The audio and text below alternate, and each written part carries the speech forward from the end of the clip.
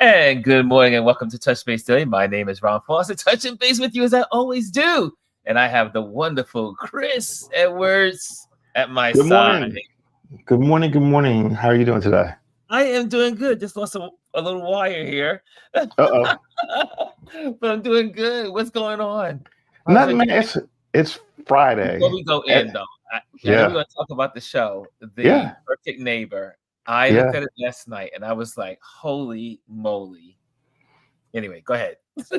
No, I get you, and we'll dive into it. But I'm doing good. It's Friday.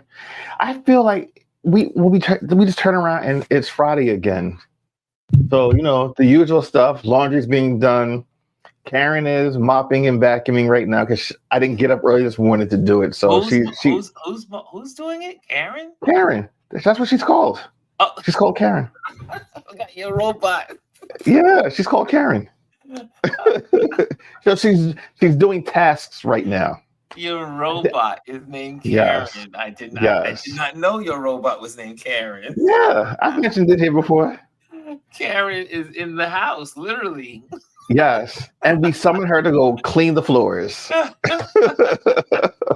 Hey, look, you have to make bad things and make a joke out of them, right? Karen is in the house. She's doing her thing. Yes. And that's pretty cool. That's pretty cool. Anyway, let's say good morning to some folks, and then we're gonna just dive in. Because that show is so. I looked at the show. I did my homework. For those of you that did not do your homework, well, you'll catch on. Unfortunately, you're gonna hear about The Perfect Neighbor. Yeah. That's now featured on Netflix. So this is a spoiler alert. This is a spoiler. If you have not seen this, you might want to jump out, then watch it and come back and watch the replay. But here's the thing. This is publicly known knowledge. This is a case that's been highly publicized all over TV over the last 2 years. So be forewarned.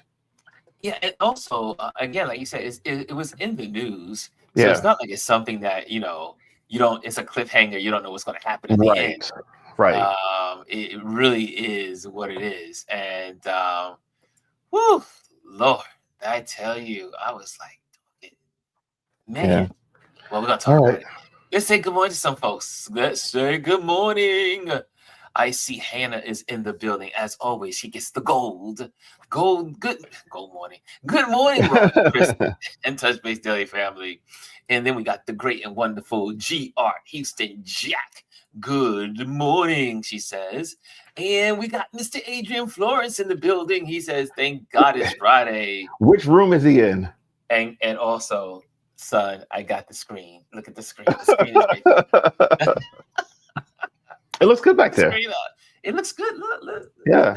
It looks. Now we look like we got something going on here. You got fresh flowers back there. Looks like a lamp. Got that. Okay. And one day we'll have an award here that says, "What is it when you get to a certain level in your YouTube channel award?" Yeah. Once I get to the 1,000, once I get to the 1,000 mark. Is coming. I don't know if you get one for 1,000. No, it's 10,000, right? Isn't it 10,000? I want to say it's 100,000. I think it's 100,000. You get a long way to go. Hey, we got time. You got nothing but time. Everybody starts at 0. Exactly. Everybody starts at 0. Chris R is in the building. She gets the hello, good morning, she says, and Omar is in the building. Mr. Omar is in the building, y'all. He says, happy Friday, everyone. And we see Gwendolyn saying back, hey, good people. And DS is in the building. Good morning, Ron, Chris, and the TBD family. DS here. And who else? Who else is in the building? Oh, wait. Before you move off of DS, thank you so much for going to the channel and checking out one of the shows. I appreciate that. Ah, nice. And DS, I keep saying DS needs to get on board. He needs to come on. Yeah. He has so much wisdom, so much to share. Are you in hiding? Are you incognito? Are you trying to stay away from the CIA? Well, I mean, his picture's there, so he's not hiding that much. Yeah, he's not hiding too much. So yeah, he needs to be on here. And we have also the great and wonderful Janet Fisher. Good morning, you wonderful duo, Ron and Chris. Ron looking rested. I am. I'm happy. Yeah. The weight of the world is off my shoulders. Yes. And I Yes. have to tell you, Adrian is a great host, and he was raised well by his mom. He's a great host. And Bryson says, "What's up, Ron? What's up, Chris? What's up, everybody? Happy Haley Bailey. Bailey Day. Happy New Music Fridays. Happy Springsteen Day. Welcome to the weekend." I need a Yeah. drink. So you didn't get your sip. That's what the problem I didn't take was. my sip. I need a drink. I got my regular. With Bryson, you gotta have a sip. You gotta have a sip. Okay, who else is in the building? Jazzy Jazz is in the building. She says, "Good morning, beautiful people." And also, who else is here? Okay, we got in here. We got all conversations going. We got conversations. Mr. Diaz says, "So where are you now, Ron? Where are you staying? Hotel? Another state?" I'm in Hotel Adrian. Yes, indeed. I'm in another place. I'm in what they call undisclosed place. I won't tell you where I am. I just am in safekeeping. Yes. And she says they no longer send out one of the 1,000. Oh, they don't send it for it. What there used to be one for 1,000. I thought so. I think it's 100,000 now. Own. You can make your own though. Thank you, Gwendolyn. And Dia says, "I love that, G. Celebrating yourself. That's what's up. I'm always about celebrating self. You have to embrace yourself in the mornings. You have to say, 'Good morning, self.' And you also sometimes you have to tell yourself, 'Be still, my soul. Yeah. The Lord is on your side.'" Okay, church up in here.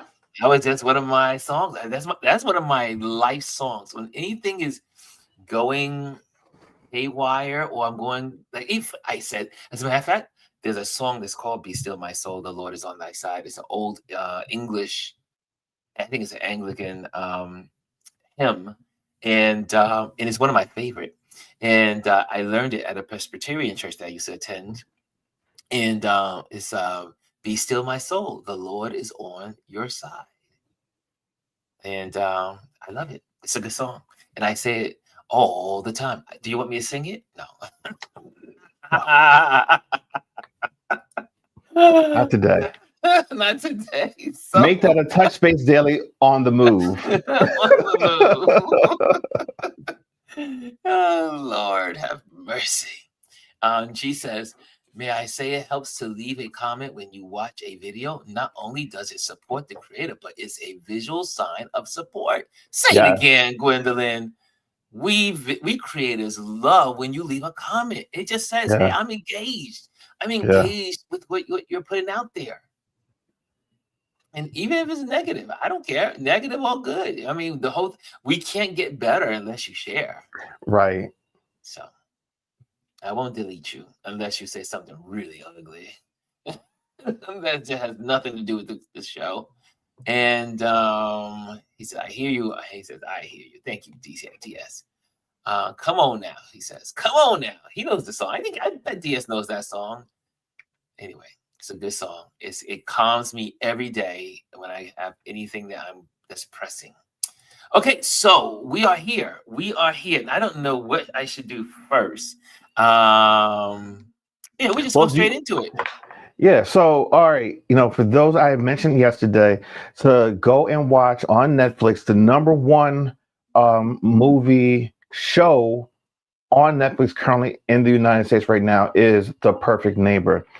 This is a story that took place over the course of 2 years, from 2021 to 2023. And it's been on all of the major networks across the U.S. It's been written up in all the major publications. I actually even had the Washington Post. They did a really good article on it. It's an easy read, maybe about 5 to 10 minutes long. But this documentary, because it's not a series, it's a documentary, follows a community, and this one neighbor who she calls herself, "Oh, I think I'm the perfect neighbor." Her name is, Lorenz, I believe is her name. and basically she murders one of the neighbors in the neighborhood, AJ, and she has a mother of four. Now, the unique thing about this documentary that we kind of went over a little bit yesterday was that this is told from the perspective of police body cam footage and police interrogation footage. All of it. There is no reenactments. The only other shots that were created after the fact were drone shots over the neighborhood, just to kind of give you a lay of the land. And they use it throughout sparsely, just to kind of tell the story, so you can see context as far as like where her house was, where the empty lot was, where the neighbor's yard was, and then also where the rest of the community is. So over the course of 2 years, this was documented by police body cameras. So go ahead. Well, also it does have some footage from the funeral.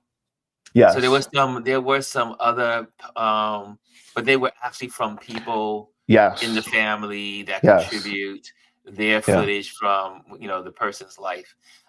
It was. I was like, I gotta do my homework. I have to. So I set some time aside. I did a lot of work yesterday.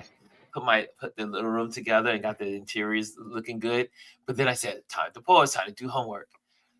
And I sat there and said, where is this going? It's called The Perfect.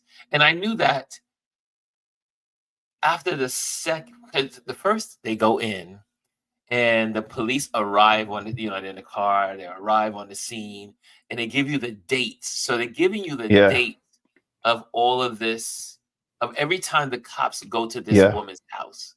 Yeah. And you sit there and you go, this woman is crazy.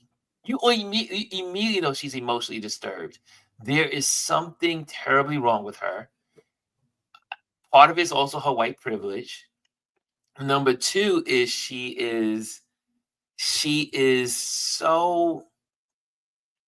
has no kind of connection to reality of the young kids in her environment.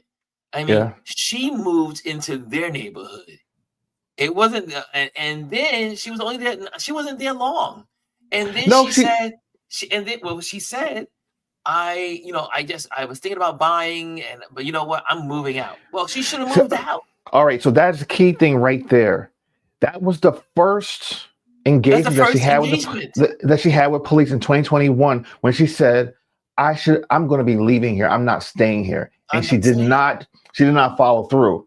So that lets you know that where her mindset was and her intention, because she could have left.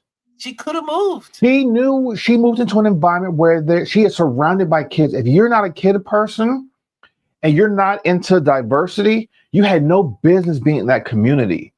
Yes. Because it was a well-diverse community. You've got black kids, you've got white kids, you had Hispanic kids, you had all of them there. And it was a young community where kids were out there playing amongst one another, living in harmony together. All the families knew one another. They knew all the kids. All the kids played in all the different kids' yards. And even in the empty lots where, the guy that said, "Oh, you guys can play in that lot," he don't have a problem because, he realized they're kids. What would you rather have them do?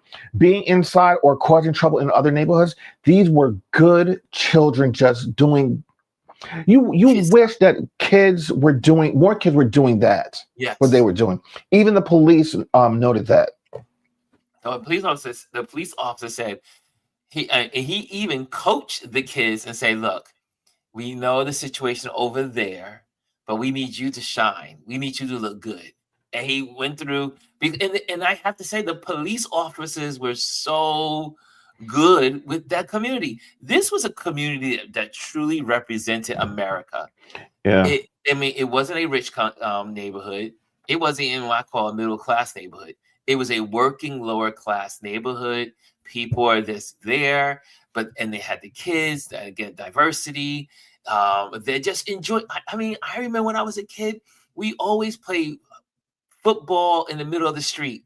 Yeah. We play when the cars stop coming. Basketball. We play. We do that. We pass the football. When Yeah. the cars stop playing, we hit the stick ball. We did stick ball in the street. That was normal for a neighborhood with children.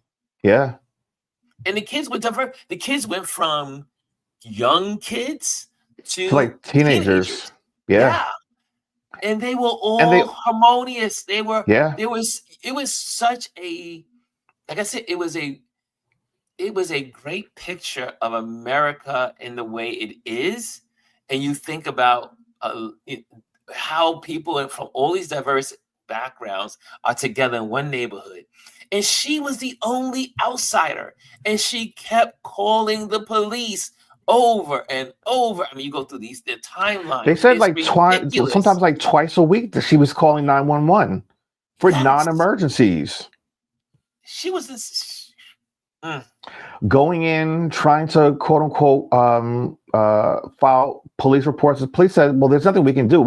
All this is just administrative. We'll take it down and we'll put it in a file." There was nothing that they could do, and I mean, for the majority of the police officers, they knew that she was a nuisance and that there was nothing that they were going to be able to do. There are kids, even if kids, you're playing football, you're playing soccer, whatever, the ball goes in the neighbor's yard, you jump the fence, you go and get it.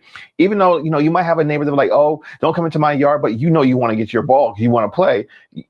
You're just doing kid things. And I love the fact that a lot of these officers that came out there, because there was numerous of them over the 2 years, would simply have a conversation with kids like, "Look, we understand you're being kids. Just be mindful. Try not to go in her yard. If she does speak to you, go and tell another adult. Don't interact with her. But you're kids. Keep doing what you're doing. You're not doing anything wrong. You're just, you're playing. But just be a little bit mindful when you get around her area." And I mean, this woman has done so many different things, thrown things at them. Called them the N-word, called them the B-words. Yes, call them B's, call them B-words. And I'm like, you're an adult and you're talking to young kids like this. Let me tell you something. If it was other communities, they would have beat her ass down. Okay, she got very lucky that the parents and the community were somewhat patient with her and tolerant and just tried to do the best that they could without stepping out of the lines. They got into it every once in a while verbally, nothing too much. And it wasn't even to the fact where they got to it verbally where police were called and police had to break anybody up. It literally was, they had interaction with her and said, look, they're kids, leave them alone. They're allowed to play in this empty lot. Mind you, this woman didn't own this property. Okay. She lived in a duplex where she had close neighbors. The property line of that property there was no yard there. She was butt up against an empty lot and then another home. The other thing too is, I'm not sure, but I don't believe anybody in the neighborhood owned their home. This was all rental properties, a rental community basically. And she had no dibs on who could go into the property adjacent to her. I mean, this is her. White privilege at its finest. Yeah, the police officers, like I said, they were not your, we always hear about the police officers being, bad and all this stuff, but they were great with the Black community. You saw the Black families interacting with the police officers. It was a unique kind of. It was like like I said, it was the community that you wish all communities would look like and act. But after all of the calls, back and forth, even she ended up on someone else's property and hit the fence and damaged the fence, and that was interesting. And then how she lied about it. She lied about so much stuff. She lied about pretty much every interaction she had with police. She lied every single time. So let's kind of just dig a little bit deeper. Like you had mentioned, there was an incident later on in the documentary where she had gone onto I think it was like a tow truck property. She had a flat. She was trying to get it fixed, and then she got locked in. And instead of calling the people or calling police to say, hey, I got locked into this property. Can someone come and get me out? She decided she was in fear, again, fear for her life. So she rammed this fence to break out of it and damage the man's property. When the guy called police to say, hey, this woman damaged my property, this is who she was, they went there. She was like, oh, well, I was home all day. That's how the lie started. And they was like, well, weren't you? Oh, yeah, my car had broke down. And then he was like, well, you broke out. Oh, yeah. Like, girl, like this lie on top of lie. It took the police to say these things for her to confess that, oh, yes, I was there. And then, oh, but I was afraid. I'm this frail white woman, and I needed to get out of there because I had been assaulted before. I believe she said she had been raped before, something like that. Yeah, she did mention that. I'm just like, so all those things adding up to how you treat other people and how you lie to authorities on a nonstop basis, like make that make sense. That it didn't. People are saying in the comment, Jazzy had said how this documentary triggered her. Let me tell you something. Like I mentioned yesterday, I saw the preview. I was like, oh, I really want to watch it, especially because Ronald and I had been watching a lot of documentaries about bad roommates and stuff like that. And this has kind of piqued my interest. And to be honest with you, I don't remember this story when it first came out. I probably saw and heard about it, but I just didn't put two and two together. But sitting there watching this, I was so triggered. And then, they get to the scene where the woman took the kid's iPad, had threw the skates at him, and the mother went to go back to this lady's house to knock on her door and get her child's iPad. Because one, what are you doing taking a kid's iPad? It doesn't matter if it was on your property or not. It's not yours. Don't touch it. Leave it. The kid's coming back to get it. And when he went to his mother and said, hey, she took the iPad, and, the mother did what any mother would do.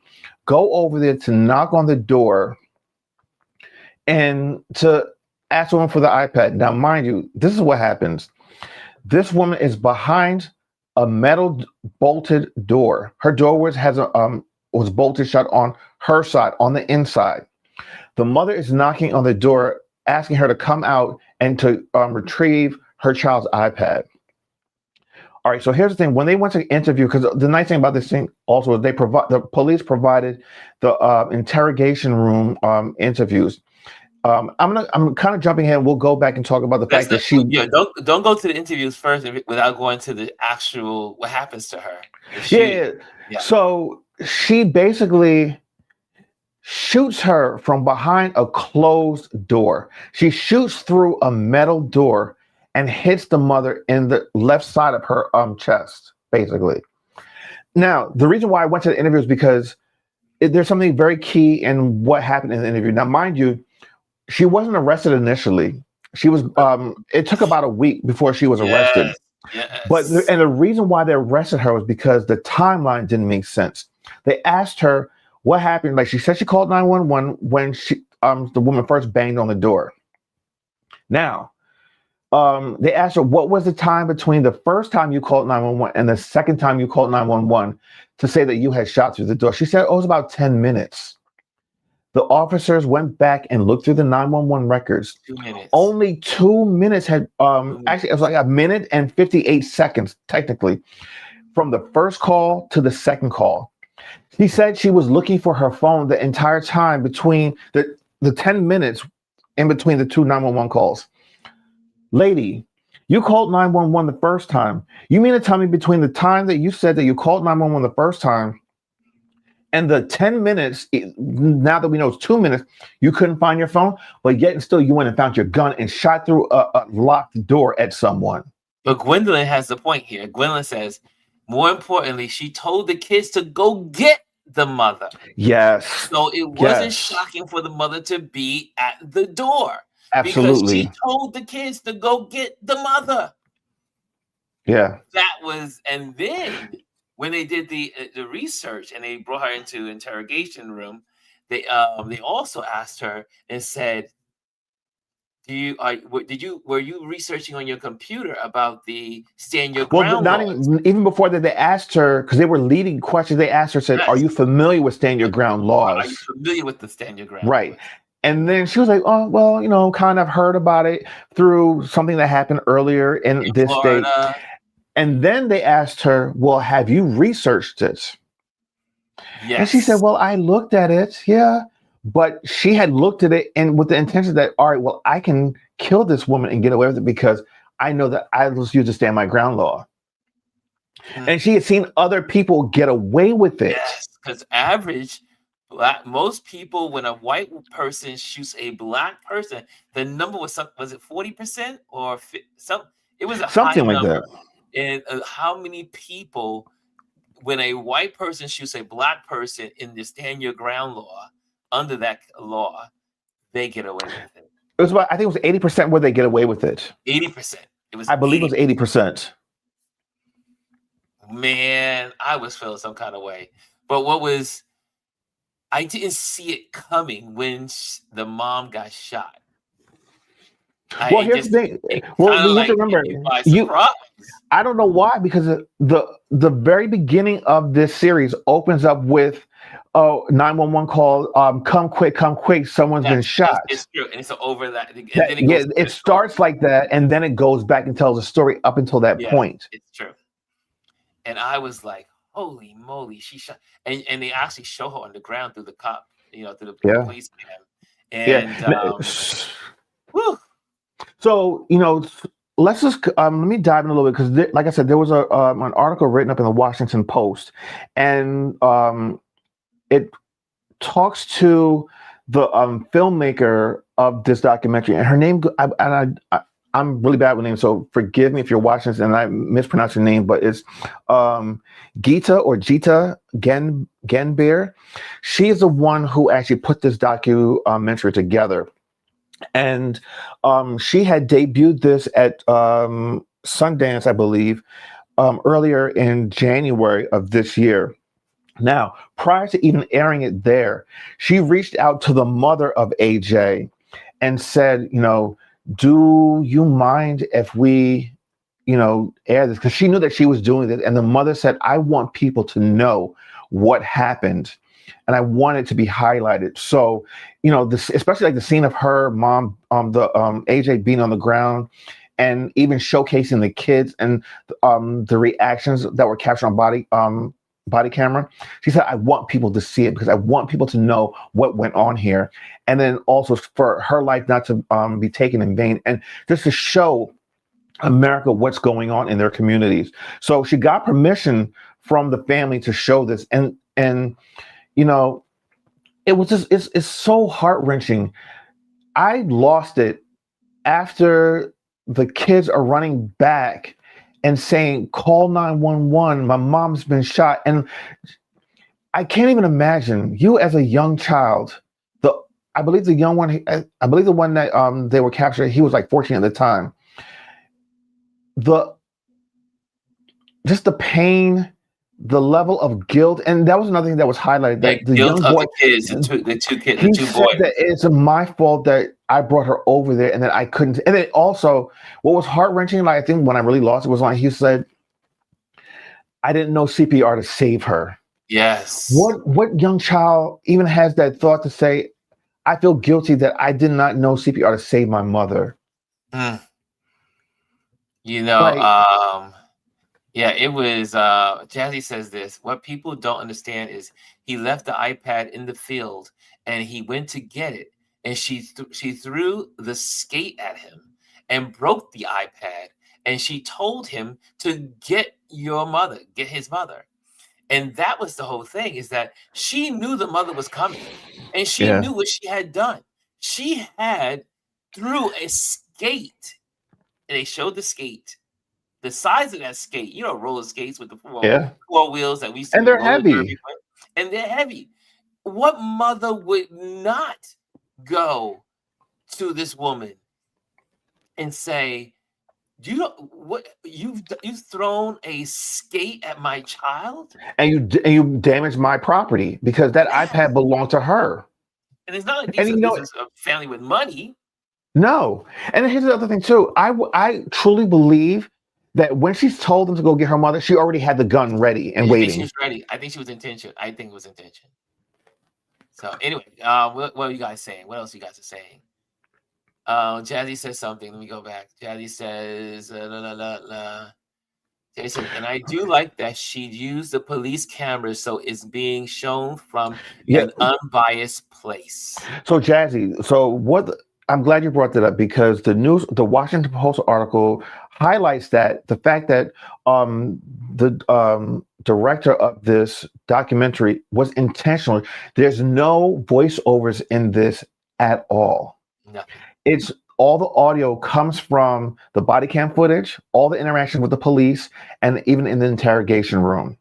At the end where, and even also in the courtroom, everything is first person type of footage.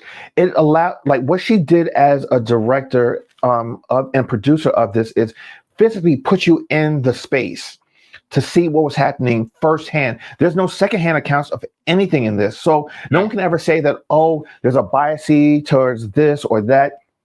Everything is first person type of interaction. It's just like a video game where you have those first person shooters. You're enveloped into the scene. You're hearing and seeing things as they transpire in real time. There's no, someone talking over it and narrating you through these 2 years of interactions with this woman. This is all the police voice, the children's voices, the parents' voices, and this crazy woman's interaction with everyone. So I think that I don't know if we've ever had a documentary that actually does this, where 100% of the footage is first person. Typically, you have someone narrating and telling you the story and leading you through. This doesn't do that at all, and I think that's what's so gripping. People's visceral reactions to this have been just off the charts with this on social media, on X, on Reddit threads, even responding in comments on Netflix, just how visceral the reaction, people just sobbing uncontrollably to this movie because, like, these are children. You have traumatized an entire community forever. Community, not just And the immediate children, but the community. Yeah, and they've even followed up with them. Most of the people don't live there anymore. They've all moved from that area. Because how do you live in a place when, everyone knew everyone. The mothers, the kids, they all knew each other. But then they said AJ was so good to everybody. Yeah. She was a pillar in the neighborhood. It wasn't like she was just hanging out and just a mother with 4 kids and just kind of living, loafing around. She was interacting with all the kids in the neighborhood. Yep. She was a pillar and connecting with all the people. All the parents, I will have to say, from just watching this, it seemed like all the parents had a vested interest in all the kids, not just their own. Yes, it was all the kids belonged to the community, and all of them looked out for one another and took care of each other. They knew each other's names, and they knew who was in the neighborhood. And when someone came in and they didn't belong, they knew all that stuff. They were in touch with everything that was going on the ground in that neighborhood. Yeah, I like I said, it was again, just like the people said, when she first did it, and they did not arrest her, which is so. The 2 justices in this country. Yes. If this was a Black woman, that'd have been standing on her neck. She would have been wrestled to the ground. Yep. Hog-tied and all other stuff, and she probably wouldn't have made. She probably wouldn't have made it from there. Yeah, this perpetrator, she ended up being home for like a week. Not even house arrest. No, she was free to go. She was free to go. She was moving her stuff out, everything. And the community rallied behind and said, no, she needs to be locked up. And they protested. They had conversations. They called the government, all the people, the municipals, and they were engaged. This whole community was engaged. And then they finally picked her up. man. But if it was a black person, like the person said in City Hall, she said, or it was the police station. Well, and usually in those towns is in the same building. And she was like, if this was a black woman, she would have been locked up and put under the jail cell.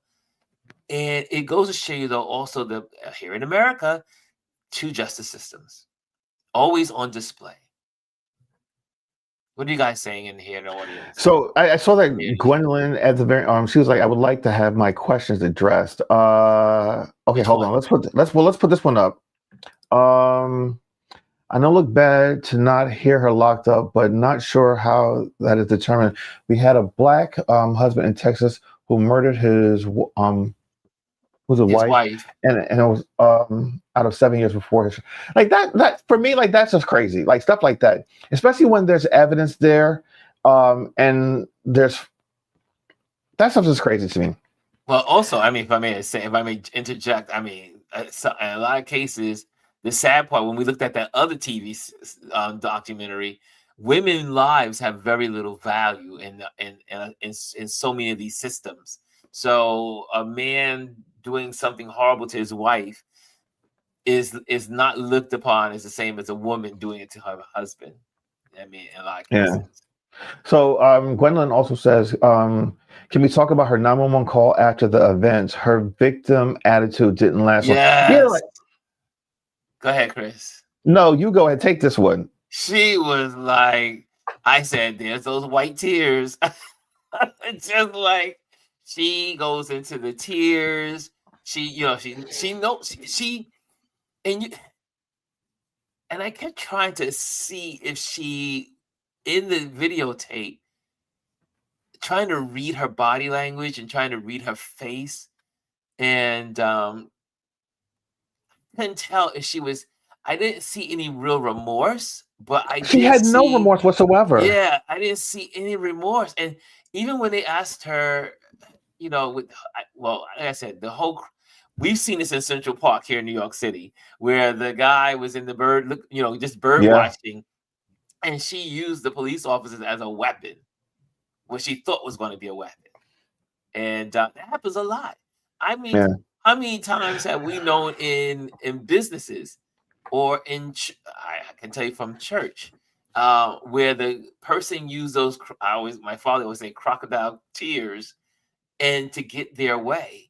And but so here's the thing with her, like, after even after the second 911 call, like it doesn't sound convincing to me, but like when they take her in and they bring that interrogation room and then like they question her, and then even when they step out, even when she goes like this and puts her hands in her face, like it didn't seem genuine at all. There was no tears. She was like, oh, I feared for my life. I just kept fearing for my life. And, she's throwing up, I had been raped before, I had been assaulted and this and that. And I'm just like, you know what? You have nothing to stand on, and people will eventually see through all of this. But the thing that bothered me was that a person has been killed and a person is dead. There is no reason why you guys should have let her go home. If nothing else, put her in lockup, because you can hold her for 24, 48 hours while you investigate. Why did they let her go? Because she was white. Yes. If she was a black woman or any other black person or a person of color, their ass would have been in the jail while they investigated. You know what I mean? Well, hello. So look at the president. Look at the president of our country. Those charges, he would have been the person would have been in jail. Yeah. Waiting for their waiting for the arraignment, waiting for all the trial and all that stuff. I mean, look at P. Diddy. I mean, when they arrested him, he didn't get back out. I understand that what he did was horrific, but they let him out. But with Trump, they let him out. Two justices. Let's see what's being said. I just found it shocking how she made the call, and within 30 seconds of that call, she immediately went to bad mouth that part. Like, here's the thing: like, she can't get away from her privilege, her just hatred for people of color and that community. Like she'll say something where, oh, I felt threatened, and then she goes directly into the hatred and oh, these kids are this and that. And then even when they asked her about the N-word, she's like, oh, have you ever called them the N-word? Oh, I don't use that type of language. They said, but it's been documented that you use it. Oh, well, I probably said it in passing and did not realizing I was probably flustered. And then they asked her, what do you think the N word is being used for? She was like, oh, bad people and this negativity and this and that. Let me see if I can find it, because they actually documented the actual words in text here. I have to look for it. But, her excuse of the word and how she used it and what she thought it meant, I was like, that was a lie. That's a bold-faced lie. She knew what it meant. She uses it all the time in private. She's used it publicly with those kids. Well, she's using it with the kids. She said the kids said that she called them the N-word. She called them the P-word. She called them B-word. She called them the B-word. She used every word in the dictionary that on these kids. So here's another take on this, because I'm going to read you a paragraph from the Washington Post, and let's just talk about this spin on it. On social media, viewers of the documentary have shared visceral responses to these scenes, with some posting pictures of their tear-streaked faces or videos of themselves wailing in their hands, but others expressed reservations, warning that such scenes amounted to Black trauma porn. And I found that this take on it was actually really interesting. I don't think that this is Black trauma porn or using this in a negative way. I think that sometimes we really need to see what is really going on. It needs to be highlighted, because a lot of times I think we're so far removed from things. We hear about these things all the time, and we hear about them secondhand account, that we're just so removed from it, and then it doesn't really affect us.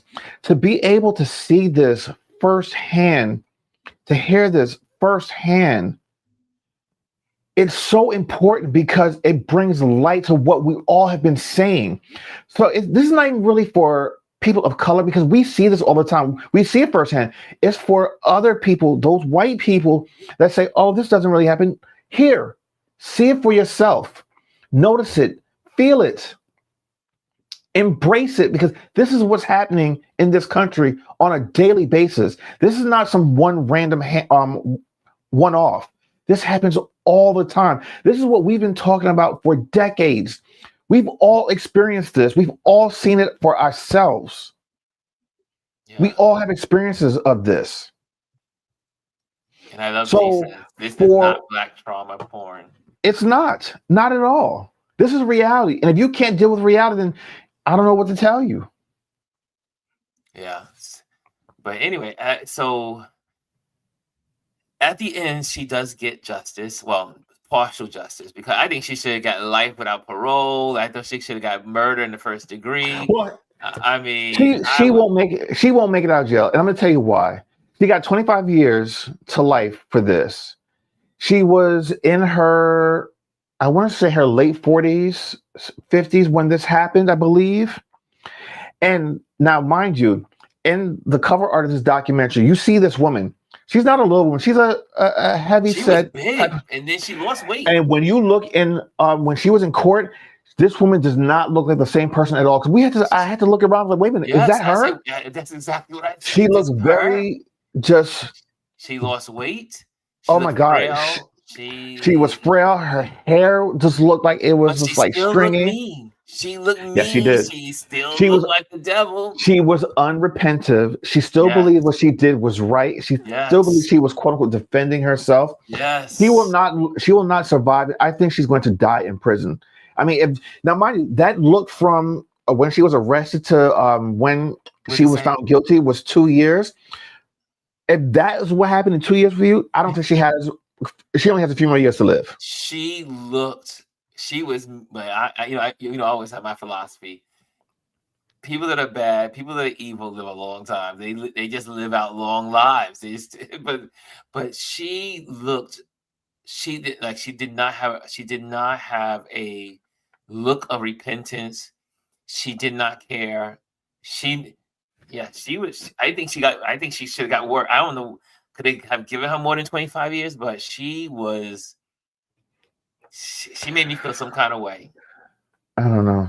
I mean, this just sheds a light, and this is something, like I said, this happens all the time. And I think we were really aware of it with the Trayvon Martin incident in Florida. I think that's when it really came to the forefront. Yes. And since then there've been so many more incidences of this happening. 700. They said there were set. I think that at the end of the footage, this is when they talk about 80% of white people that use the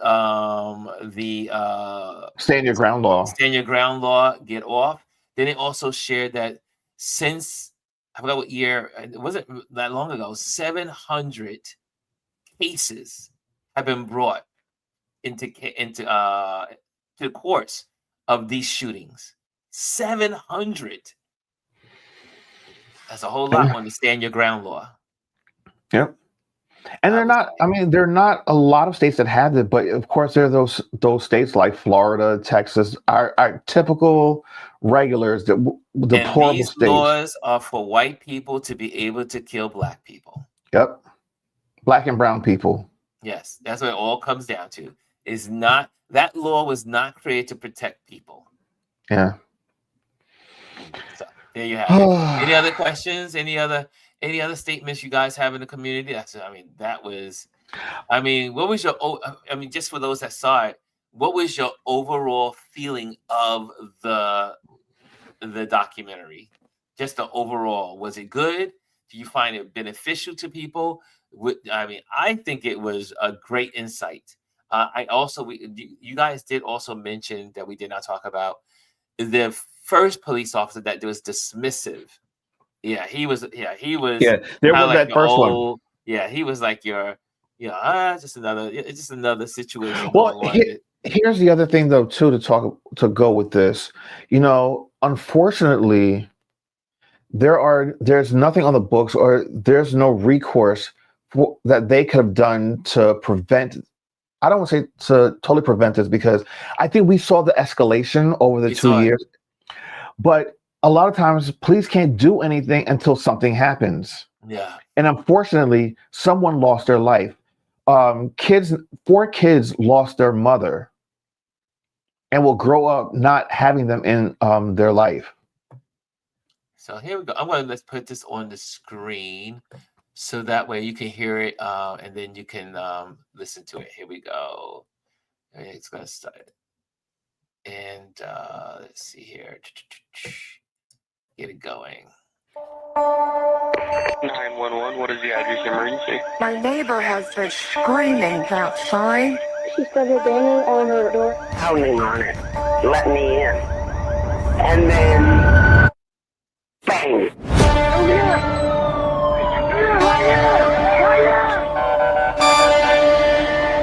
I'm peaceful. I'm quiet. I don't bug anybody. Come outside with your hands up! You barely ever see me. I'm like the perfect neighbor.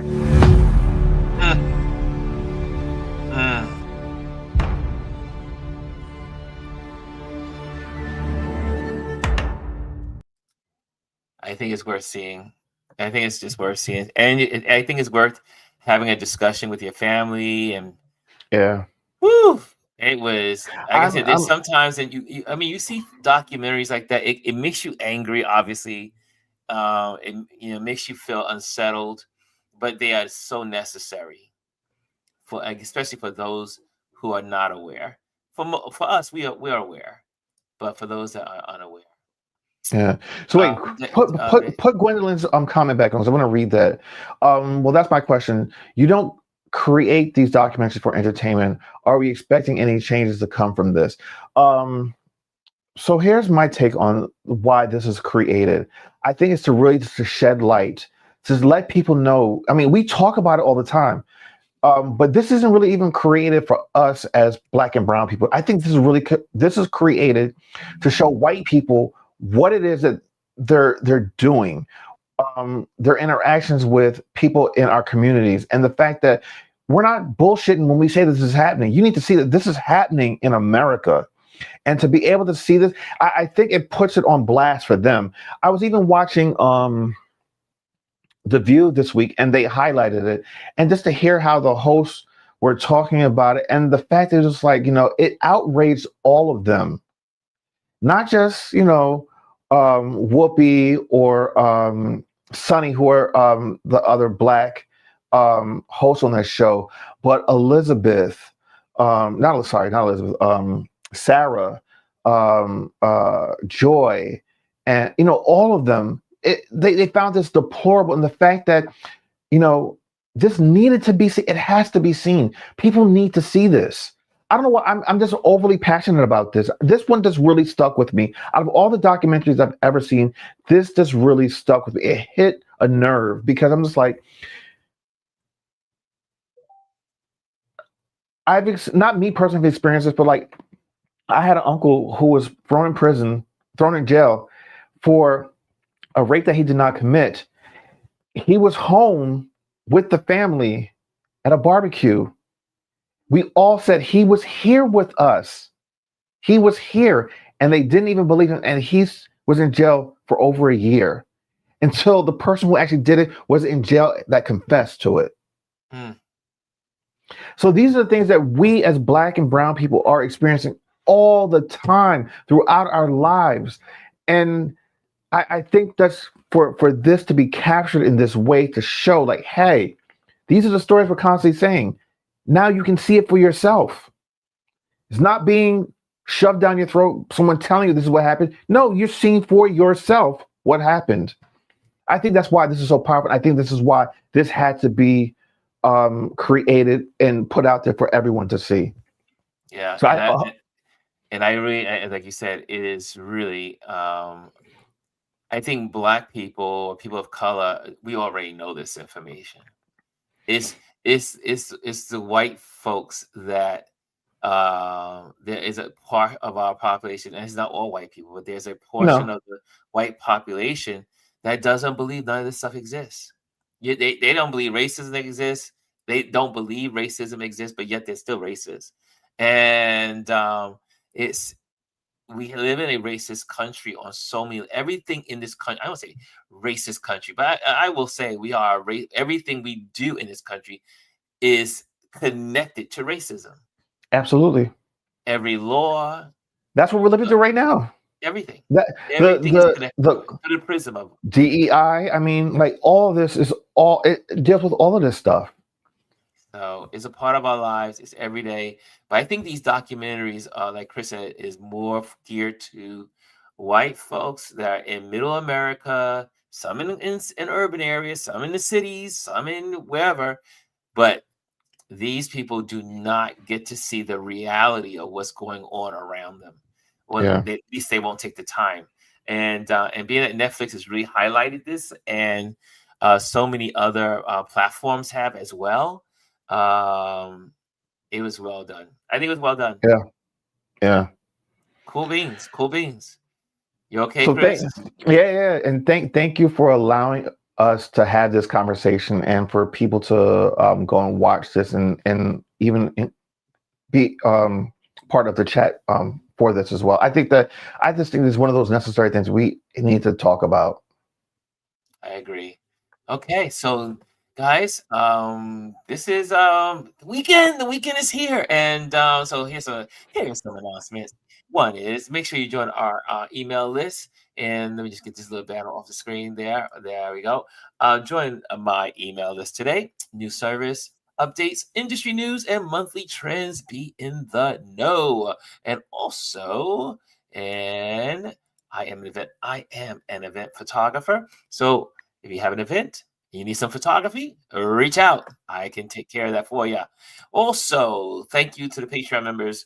Your support helps us create amazing content and conversations like this here on YouTube, Instagram, and social media platforms. Is our Patreon community that supports us. Also, you're invited to join the YouTube channel here. What we do here, just hit the like, hit the subscribe. How many of you today hit the like or hit the subscribe. Make sure you do so. And I think that's it. We got it going on.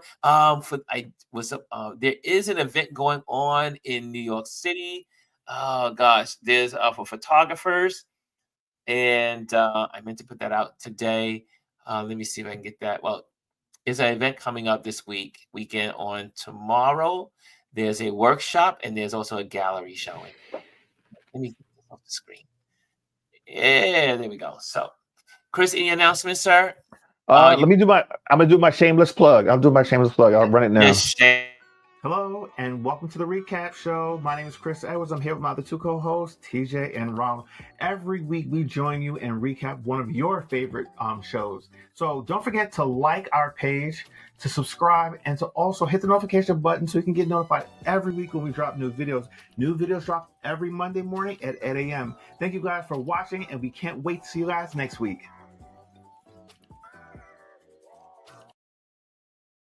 I wanted to make you just filled in my time so I can get this up on the screen. Here we go. Perfect. Here we go. Just so you know what's going on this weekend in New York City. Howard Cash was one of our was on our program. I interviewed him. It was one of our first interviews here on this platform. But this weekend, or if you're in New York City, October 26th on Sunday, artist reception, the Harlem Renaissance, a tribute inspired by the cultural richness of the Harlem Renaissance, a century later. And it's going to be in Harlem. Check it out if you're available from 5 to 8 p.m. on this Sunday. I should be there. I'm going to try to make it there to support, as I always do, and try to also film this for those that are not able to make it. Okay, so meet the artist and curator in the conversation, and that is for Sunday. And then for Saturday, if you scan this QR code, a Harlem event, small business incubator, New York City, small business skills you'll use daily, and this is geared towards the creative community.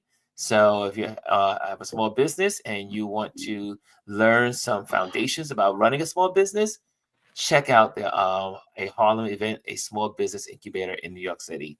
Okay, for those that are in New York. Okay, check that out. Okay, there you have it. Now we can get out of here. We can get out of here. Guys, thank you so much for joining us. I'm so glad Chris picked that film. So anyway, guys, have a wonderful weekend, and later. Hello, and thank you for joining us today. Make sure you hit the like, the subscribe, and leave a comment on this video. I would love to hear from you. Thank you again. Until I see you next time.